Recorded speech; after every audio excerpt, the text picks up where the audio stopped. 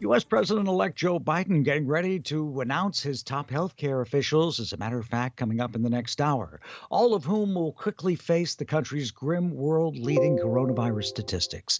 Nearly 15 million infections and more than 283,000 deaths. Mr. Biden, set to be inaugurated on January 20th, has vowed an all-out fight to control the pandemic and says he will call on Americans to wear face masks in public for the first 100 days of his presidency. The number of new U.S. coronavirus cases is soaring, reaching 200,000 or more on some days. The president-elect has tapped former Congressman Xavier Becerra to be his health and human services chief to lead the country's fight against the virus and oversee millions of vaccinations in the coming months. The U.S. Food and Drug Administration could approve the first vaccine against COVID-19 in the coming days, although it will be months before most Americans are inoculated. The New York Times is reporting that Christopher Krebs, the former head of the U.S. Cybersecurity and Critical Infrastructure Agency, which was tasked with helping guard the 2020 U.S. presidential election from hackers, has filed a lawsuit against President Donald Trump's campaign and one of his lawyers after he made threatening remarks during a television interview.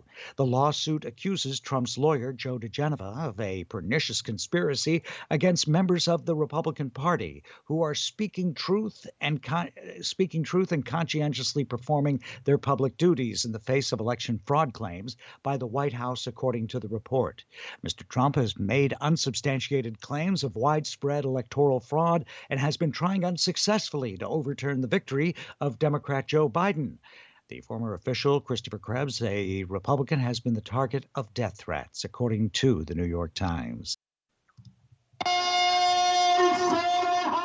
A strike called by tens of thousands of farmers in India disrupted rail and road traffic and shut down some of the country's biggest agricultural markets on Tuesday as protesters demanded the government scrap new laws that will liberalize the farm sector.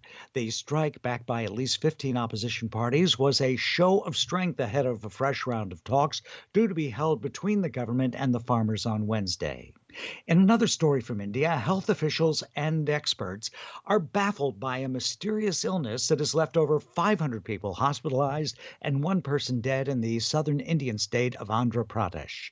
The illness was first detected on Saturday evening.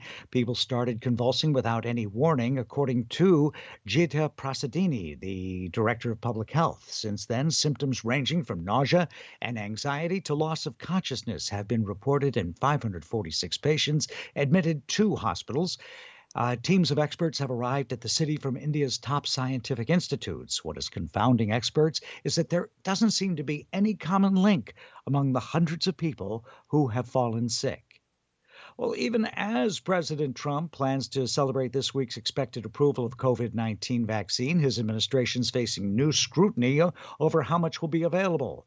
AP Washington correspondent Sagar Magani has this report. Administration has a contract with Pfizer to buy 100 million doses, but sources say over the summer the White House opted not to lock in another 100 million for delivery next year.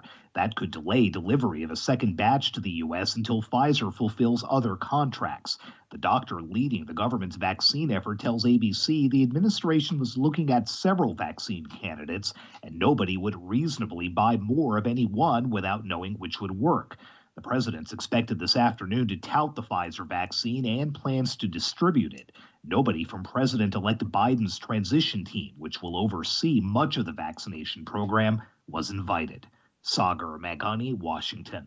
Chuck Yeager, the U.S. military pilot who became the first person to break the sound barrier in 1947, has died at the age of 97. His death was announced late Monday night on his official Twitter page by his second wife, Victoria. Yeager and his aircraft were carried into the sky on October the 14th, 1947, attached to a B-29 bomber over California's Mojave Desert.